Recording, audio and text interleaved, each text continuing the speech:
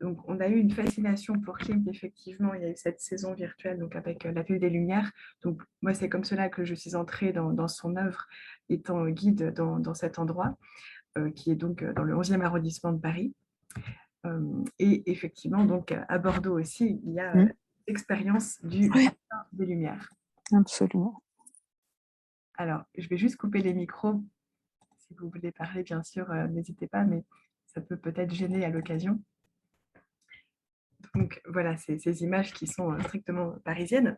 Mais on va donc partir dans cet univers. Donc il est né en 1868. Il vit 56 ans, Klimt. Donc c'est une vie assez intense. Au départ, on va classer d'ordre académique. Et puis donc il y a cette fameuse rencontre avec le mouvement de la sécession viennoise, donc à partir de 1897, et notamment le fameux pavillon de la sécession qui est en bordure du Ring, le Ringstrasse, qui est tout autour du centre-ville de Vienne. Alors Klimt a eu quand même une ascension sociale importante, puisque dans un premier temps, mais son père, en fait, il habite à côté de Vienne, à Baumgarten. Donc c'est là où naît Klimt, oui, pardon, 1862, 14 juillet. Et son père est Dürer ciseleur. Donc, c'est la voie que va prendre Klimt dans un premier temps, avec son frère, qui s'appelle Ernst, comme son père. Et puis, il va se lier avec Franz Matsch. Donc, ils vont faire une sorte de collectif pour travailler ensemble. Donc, après que Klimt soit passé par l'école des arts appliqués. Mais donc, dans un premier temps, il est fils d'un artisan, donc il faut qu'il se fasse une place dans cette dure société viennoise, qui est un petit peu au paroxysme aussi de l'époque impériale. On est quand même à l'époque euh, de François Joseph et de Sissi, l'impératrice. Alors, il y a donc des commandes qui vont survenir, mais dans un premier temps, eh bien, nous avons bien sûr un peintre qui suit les règles de l'académie, dont il va effectivement à l'âge de 35 ans, a commencé à se détourner. Alors, nous sommes à Vienne, vous voyez une carte postale ici qui montre autour de 1900 cette ville qui se transforme tout à fait. Nous sommes dans un empire aussi qui fait 50 millions d'habitants. Donc, vous voyez des frontières immenses qui se sont réduites à peau de chagrin après la défaite de la Première Guerre mondiale pour l'Autriche avec l'Allemagne. Donc, en 1918, il n'y a plus que 6 millions d'habitants. Donc Klimt, il va traverser cette fin de siècle, ce champ du cygne, puisqu'il meurt aussi en 1918. En même temps, donc on parle effectivement d'une ère crépusculaire avec un certain mal-être. Vous allez voir aussi beaucoup de névrose dans cette ville de Vienne, qui est accessoirement la capitale des suicides en Europe. Donc là, vous êtes devant une carte postale avec un petit peu l'image des travaux d'Haussmann. On a des promenades plantées le long d'immeubles neufs. Donc, il a fallu en fait détruire le rempart pour agrandir les frontières, pour les doubler, afin d'accueillir cette extension urbaine et construire des palais.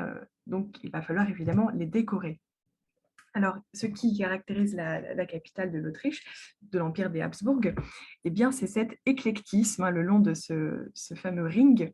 Vous voyez un mélange là d'art grec, d'art baroque, d'art néo-gothique, néo-renaissance, avec ici le Parlement. Vous voyez, comme le Parthénon d'Athènes finalement. On a l'hôtel de ville, parfaitement néo-gothique. On a l'église, la Votivkirche, donc qui reprend le Moyen-Âge. Donc tout ceci se mélange agréablement. Et quand on va à Vienne, il y a toujours cette ambiance particulière. On est effectivement dans une vision un petit peu carte postale de 1900. Alors, ajoutez cela, le chocolat viennois, ces produits qui sont consommés dans les cafés, dans lesquels on peut rester une journée entière avec plein de fumée.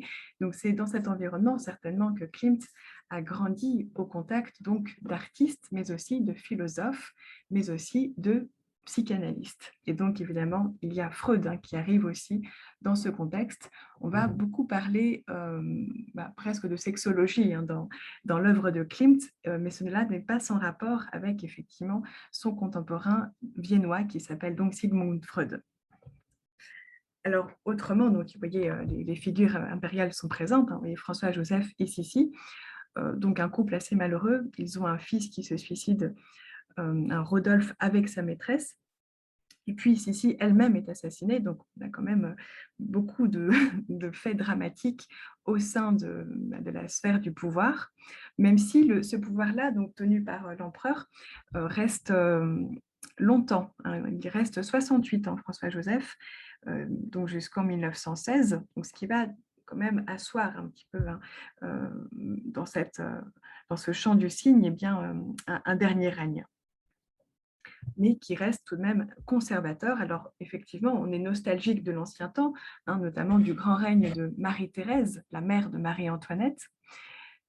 Et donc vous avez beaucoup de XVIIIe siècle hein, qui revient au XIXe, avec ici donc, des palais, mais là c'est quand même le premier palais-musée, l'un des plus beaux du monde d'ailleurs, qui va accueillir l'une des toutes premières commandes de Klimt. Donc, c'est le Kunsthistorisches Museum, construit par ces deux grands architectes, hein, dont Gottfried Semper, et qui a son pendant juste en face. Donc, là, c'est le quartier des musées à Vienne. Vous avez exactement, effectivement, deux palais, dont l'un abrite les beaux-arts, avec tous les Bruegel, et puis en face, vous avez le Muséum d'histoire naturelle. Donc, c'est là où on va retrouver les premiers travaux de Klimt, mais aussi, il faut aller voir, bien sûr, le Belvédère. Donc là, c'était un palais, plutôt un palais d'été, qui devient un musée et dans lequel eh bien, on trouve évidemment le baiser, hein, avec d'autres œuvres d'artistes aussi fameux que Schiele ou Kokoschka. Alors, Gustav Klimt évolue donc très rapidement. Il commence d'ailleurs à étudier à l'âge de 14 ans, donc à 18 ans, il est déjà en train de répondre à des commandes pour des villas, pour des théâtres. Et il travaille en fait pour le compte notamment d'Hans Makart. Vous voyez ici l'un des fers de lance de l'art impérial aussi dans les années 1870-80, sauf que Makart meurt juste après cette œuvre d'ailleurs.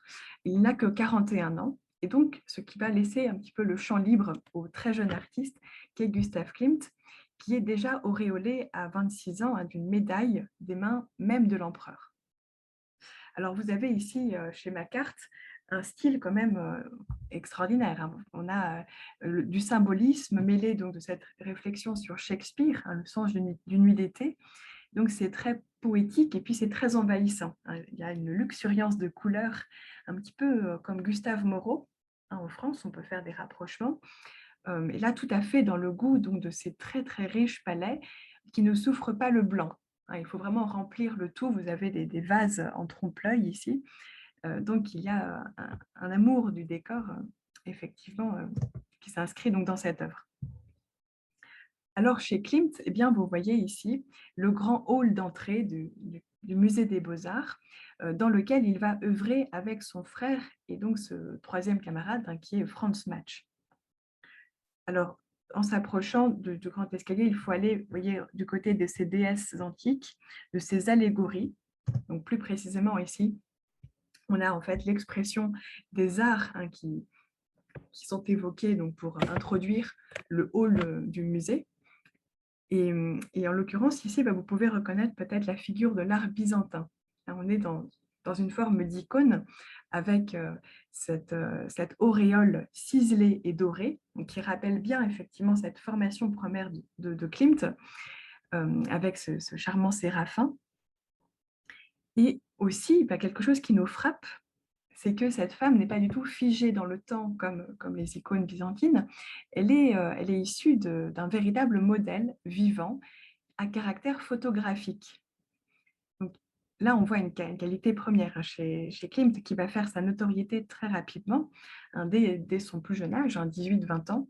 On voit qu'il est vraiment capable de reprendre une photographie et de faire donc, des portraits extrêmement précis.